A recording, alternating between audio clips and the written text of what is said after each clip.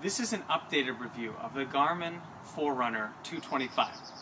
Now, in my last review I was pretty positive about it. Most of the things I said are true, and in fact, you don't even need to watch the rest of this video.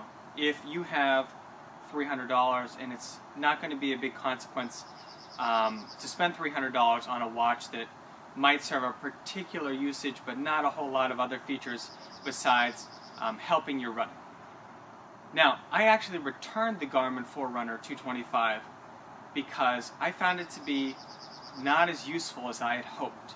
At $300, I thought, you know, there's a lot of other things I could spend the money on that would be a better use of my capital, and it serves a very limited purpose. It's going to make you a better runner, maybe if you pay careful attention to your heart rate and a few other metrics. If you're a super neurotic runner and constantly looking down at your wrist and really on top of things, it might serve some benefit.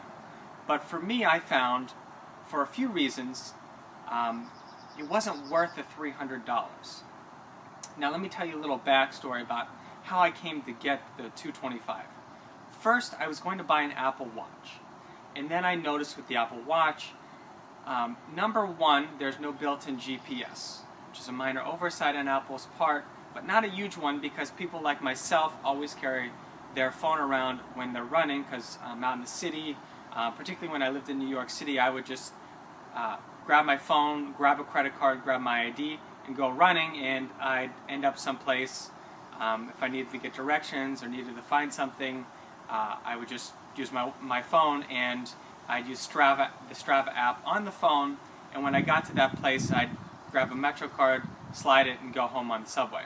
Particularly if I'm out here, if I'm now in Portland, if I'm in the woods or I don't know where I'm going, I'm just going to grab my phone and look around and get some directions. It's very easy to use my phone to get directions where I need to go, to listen to music, to make a call if my wife needs to get a hold of me, or if I need to make any other decisions that need to be made on a phone.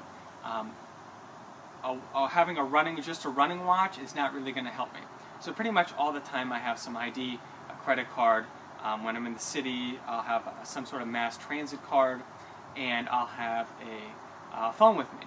So it doesn't really help people like myself a whole lot just to have a watch. That's why I was initially leaning towards an Apple Watch, and why some people said, well, you talk about the Apple Watch a lot, and this is an apples to orange comparison of the Apple Watch.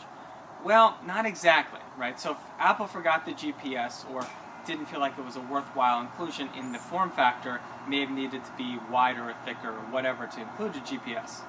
And they released it without one. So you can just use your phone's GPS. So the second reason why I didn't buy the Apple Watch is the apps that are currently on it, and I actually made a video about this and I took it down and replaced it with the Forerunner video. The apps that are currently on the Apple Watch are really more pedestrian-based. They're activity trackers. They don't give you a whole lot of metrics.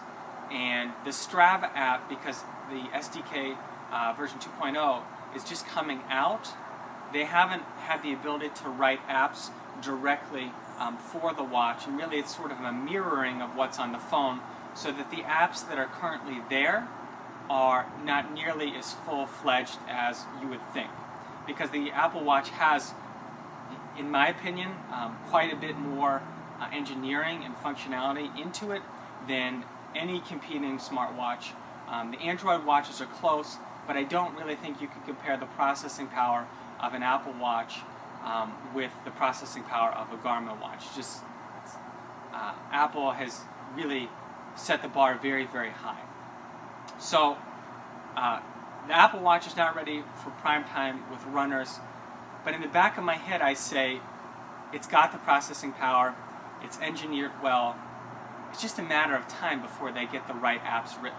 And they're always going to gear themselves to writing to the biggest base, which is not hardcore runners or marathoners or triathletes or any of those groups.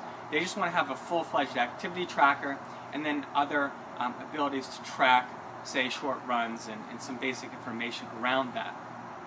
So eventually Strava will have access to the sensors on the Apple Watch, like the heart rate monitor on the back. It does not now.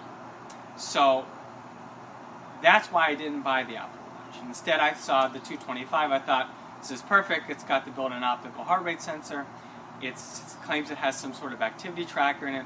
It's going to have good battery life. I think this will be a good device for me. And I run, and sometimes I am a bit neurotic with my running, although I'm not a great runner. At times I'll be looking to do, say, a threshold run, or say intervals, or hill repeats, or whatever, and I'll be looking down at my wrist for data. Now, why I ended up returning it is pretty simple. I didn't feel like it was worth $300 to me, because it's not any more accurate than my iPhone, I found.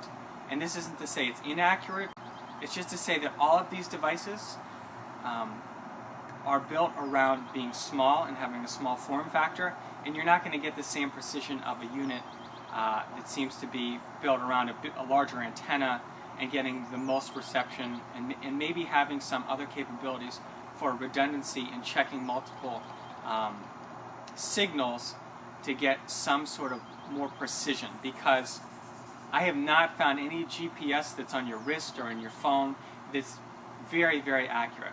In fact, the Apple device, and I think Android devices as well, are also claiming they're using the Wi-Fi hotspots, because there's literally thousands in any particular run you do that you're gonna hit to help define your accuracy to a greater degree. So I don't find the watch or the iPhone to be particularly accurate. That is to say, it's accurate enough. It's within 5 or 10%. Hopefully, most of the time, it's within maybe 1 or 2%.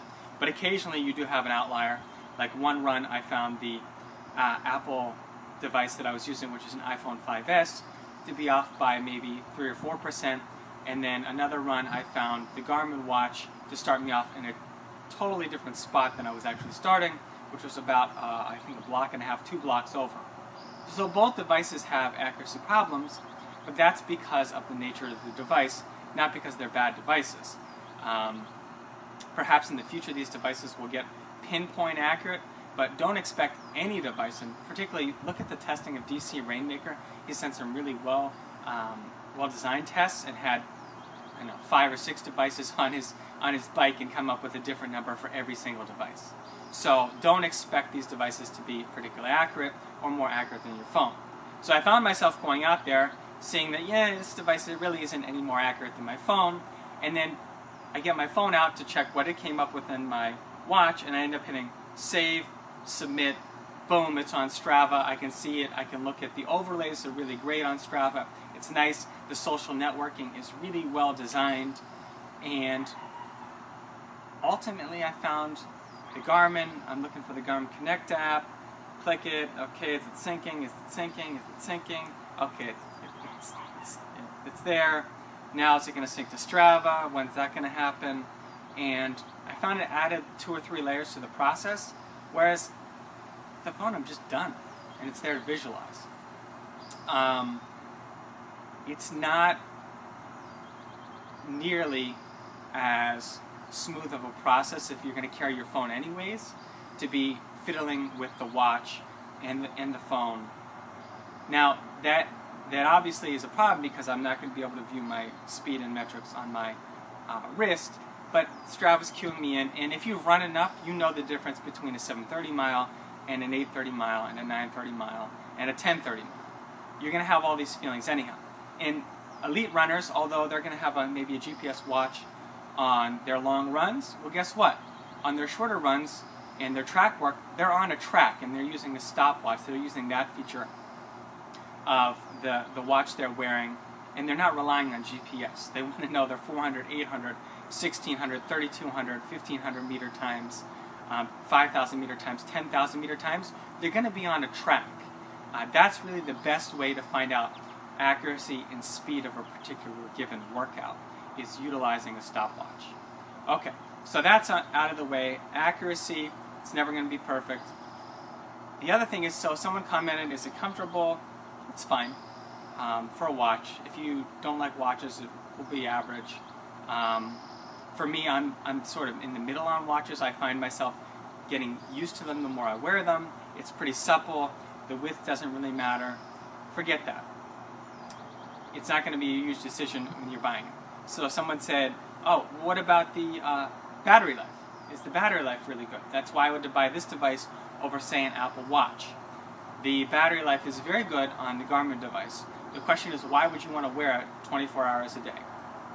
Because I found that the activity tracker was not particularly valuable to someone like myself. I was talking to someone who's in public health. They said, well, maybe if you are out of shape and you're trying to get, say, 10,000 steps in a day, something like that could be valuable. And I said, well, that's great, but you already have that built into almost every phone, Apple and Android. And if you buy a device like an Apple Watch or an Android watch, the display and the visualization is much, much nicer than the Garmin watch for seeing your metrics of sitting time versus standing time, sleeping time, and particularly the steps. So if you want to see the steps on your Garmin watch, it's just a little tiny number, and there's no visualization around it, and the screen is, one of the reasons why it has great power, is the screen is very much a simple, just a few color, I don't want to say inferior, but to me it feels inferior because they're getting 24 hours battery life out of these new modern smartwatches. The Garmin watch is going to give you more, certainly, but to me I'd much rather wear a watch that actually has a nice screen and I can view multiple things on besides just a number in 3 or 4 different colors or however many colors the Garmin watch has. It's a very simple screen. So for that reason, I don't find the battery life to be compelling metric because I wouldn't want to wear the Garmin watch all the time because it looks kind of silly in my opinion. It is not particularly useful for anything other than running. If you're tracking your steps, again, you already have that with your phone. And now if you leave your phone docked maybe all the time, maybe this device will be better for you. But you could save yourself a lot of money if you just want a fitness tracker and get the cheaper Garmin units, the Vivo Active units, or a Fitbit or a Jawbone or whatever. Even Garmin knows that, and they cater to that market at a device that is a third the price. If the activity tracker is your main angle, then get one of those devices or stick with your phone.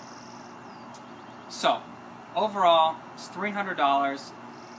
It's probably worth it if you're super into running and you're neurotic and you want to know every 30 seconds your pace and you're really, really focused on your running and you want to know your heart rate.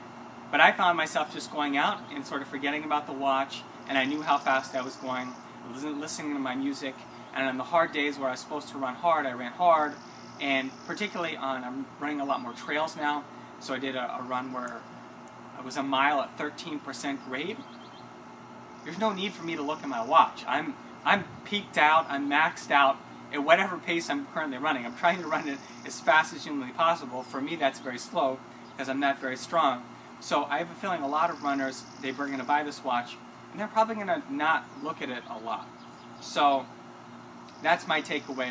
It wasn't worth $300 to me. If you have $300 to spend and it's not going to be a big consequence, then go buy it. But for me, I'm spending $300. Already in the back of my head, I know I want the new iPhone 6s when it comes out because I didn't buy the 6 because I submerged my phone completely for a while underwater and had to get a new 5S, so I have 2 5s, and I skipped the 6. So I'm going to get the 6S for sure. I'm already spending money on my camera and other gear and food bills and everything else. $300 is something I could spend elsewhere, and I'd rather spend that money. Gladly, REI took it back. I told them, it's about the same accuracy as my iPhone, and I didn't find anything to be too compelling about it. But maybe you will, and maybe it is worth $300 to you. To me, it wasn't. That's not to say that it's a bad product. Again, it's a good product for what it is. And in fact, Garmin is not promising that it's anything other than a really good running watch and a optical heart rate sensor. So with that being said, make up your own mind. Hopefully this was somewhat informative for you. Again, I think the Apple Watch is going to be substantially better, and I think all the Android watches are going to be substantially better 1 to 2 years from now, because the software will be written to utilize all the functionality, the processing power, and the sensors that are built into those devices. And unfortunately for Garmin, they're going up against a gorilla, and a gorilla that has crushed most of its competition. I think Garmin is going to have to be really innovative and really doing things to surprise companies like Apple and Google and Motorola and Samsung, because those companies have tremendous R&D resources that a smaller company like Garmin is never going to be able to match. And I really think it's just a foregone conclusion before the Apple Watch, maybe its version 2, is a much superior device than anything that the dedicated fitness watches or activity trackers release. It's not there yet, but I think it will be in the future. So maybe in a future video you'll see me wearing the Apple Watch version 2 or Apple Watch version 1 when the Strava app that is built for the watch is out.